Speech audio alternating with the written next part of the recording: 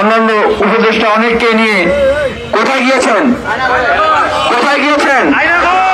আয়নাঘরে। ঠিক সেরকমই একটা ঘরের ভিতরে আমাকে রাখা হয়েছিল, ঠিক আয়নাঘরে যেভাবে রাখা হয় সেখানে এই পানিশমেন্টটাকে বলা হয় সলিটারি কনফাইনমেন্ট বা বক্স পানিশমেন্ট, নিঃসঙ্গ আবদ্ধতা, কারোর সাথে যোগাযোগ কথাবার্তা, মানে সমস্ত পৃথিবীর সাথে সকল রকমের যোগাযোগ বন্ধ। এটা করে একটা অভিজ্ঞতা হয় যে মৃত্যুর পরে মানুষ যখন কবরে থাকে এই জগতের সকল যোগাযোগ বন্ধ হয়ে যায়, ঠিক সেরকম একটা বিষয়। সেইভাবে ছিলাম। সেইভাবে থাকার পরেও আমি বিনিয়ামিন মোল্লা আমার মরে যাওয়ার কথা ছিল অথবা পাগল হয়ে যাওয়ার কথা ছিল, কিন্তু আমি বেঁচে ফিরেছি। আমি ওই যে প্রায় হাজার হাজার বিডিআর ভাইদের সামনে আমি কথা বলছি, আল্লাহ হায়াত রেখেছে এজন্য বেঁচে আছি। কিন্তু তারপরে আমি যাদের প্রতি কৃতজ্ঞ তারা হচ্ছে বিডিআর ভাইরা। কেন জানেন?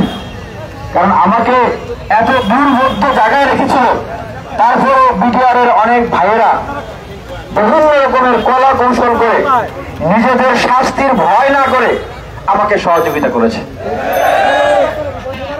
এবং আমাকে সহযোগিতা করার কারণে সিসি ক্যামেরায় দেখে ফেলেছে, তাকে পানিশমেন্ট করে কেরানীগঞ্জ থেকে কাশিমপুরে পাঠিয়ে দিয়েছে। আমি যেরকম বিনিয়ামিন মোল্লা, এরকম এই যে সচিবালয়ে যারা আছেন, উপদেষ্টা হয়েছেন, আয়না ঘর যারা দেখতে গিয়েছেন, তাদের ভিতরে এরকম কয়েকজন আছেন যারা ঠিক একইভাবে এই কেরানীগঞ্জ কেন্দ্রীয় কারাগারে jail খেটেছেন। Asif Mahmud jail খেটেছেন, আদিনুর Rahman Khan jail খেটেছেন, তারা জেল খেটেছেন। এখন বলতে চাই যে এই বিডিআর ভাইয়েরা আপনাদেরকে কি জেলখানায় সহযোগিতা করে নাই? তাদের কাছে জানতে চাই যে আপনাদেরকে কি সহযোগিতা করে নাই এই বিডিআর ভাইয়েরা? করেছে। সবচেয়ে ভালো হইতো যে উপদেষ্টা পরিষদটা যদি এমন ভাবে গঠন করা হইতো যেখানে পর খাওয়া নির্যাতিত নিপীড়িত যোগ্য লোকেরা থাকতো, তাহলে সবাই আপনাদের কষ্ট দিত। কিন্তু এখানে অনেকেই আছে যারা শেখ হাসিনার আমলে একটা লাঠির বাড়িও খায় নাই কোনদিন। আমরা যতদিন রিমান্ডে ছিলাম, যতদিন আয়না ঘুরেছিলাম, এরকম যারা ছিল, যতদিন এরকম সলিটারি কনফাইনমেন্টে ছিলাম, সূর্যের আলো বাতাস দেখতে পারি নাই, ততদিন অনেকে শেখ হাসিনার বিরুদ্ধে বক্তব্য দেয় নাই, শেখ হাসিনার নামই নেয় নাই। সুতরাং এই জন্যই তারা আপনাদের কষ্টগুলো বুঝতেছে না। কিন্তু যারা ছিল তারা তো বোঝার কথা। আমি ছিলাম, আমি আপনাদের কষ্ট বুঝি। যখনই শুনেছি আপনারা এখানে অবস্থান নিয়েছেন, আমি আর স্থির থাকতে পারি নাই, চলে এসেছি।